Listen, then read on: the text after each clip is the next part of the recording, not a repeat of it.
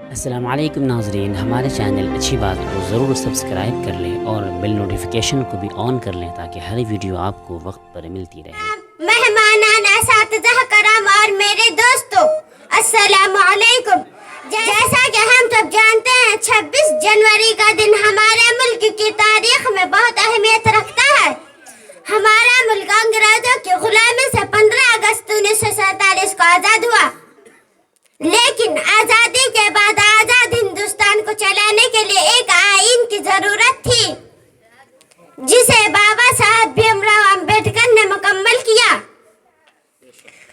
اور یہی آئین 26 جنوری 1950 کو نافذ ہوا، جو بلا تفریق ہندوستان میں رہنے والے تمام مذاہب کے لوگوں کو برابری کا درجہ دیتا ہے۔ اس آئین کے نفاذ کے بعد بھارت ایک غیر مذہبی عوامی جمہوریہ ہے، جس میں ہر شہری کو ہر طرح کی انسانی آزادی حاصل ہے۔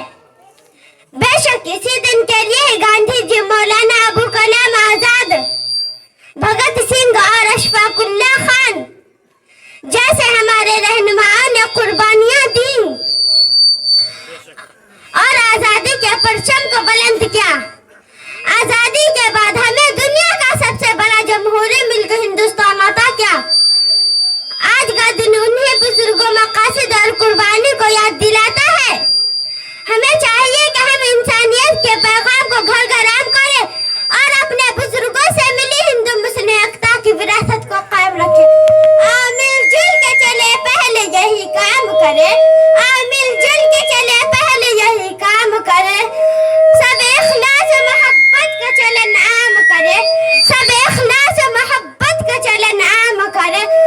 اپنے بھارت کو بلندی کی طرف لانا ہے، اپنے بھارت کو بلندی کی طرف لانا ہے اور بہت دور ترقی کے لیے جانا ہے۔ شکریہ۔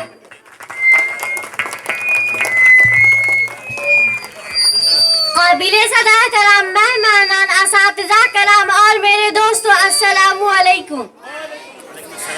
جیسا کہ ہم سب جانتے ہیں 26 جنوری کا دن ہمارے ملک کی تاریخ میں بہت اہمیت رکھتا ہے۔ ہمارا ملک انگریزوں کی غلامی سے 15 اگست 1947 کو آزاد ہوا، لیکن آزادی کے بعد آزاد ہندوستان کو چلانے کے لیے ایک آئین کی ضرورت تھی، جسے بابا صاحب بھیم راؤ امبیڈکر نے مکمل کیا، اور یہی آئین 26 جنوری 1950 کو نافذ ہوا، جو بلا تفریق ہندوستان میں رہنے والے تمام مذاہب کے لوگوں کو برابری کا درجہ دیتا۔ اس آئین کی نفاذ کے بعد بھارت ایک غیر مذہبی عوامی جمہوریہ ہے، جس میں ہر شہری کو ہر طرح کی انسانی آزادی حاصل ہے۔ بے شک اسی دن کے لیے ہی گاندھی جی، مولانا آزاد، خان عبدالغفار خان، بھگت سنگھ اور اشفاق اللہ خان جیسے ہمارے رہنماؤں نے قربانیاں دی اور آزادی کے پرچم کو بلند کیا۔ انہوں نے قربانیاں دے کر ہمیں دنیا کا سب سے بڑا جمہوری ملک ہندوستان عطا کیا۔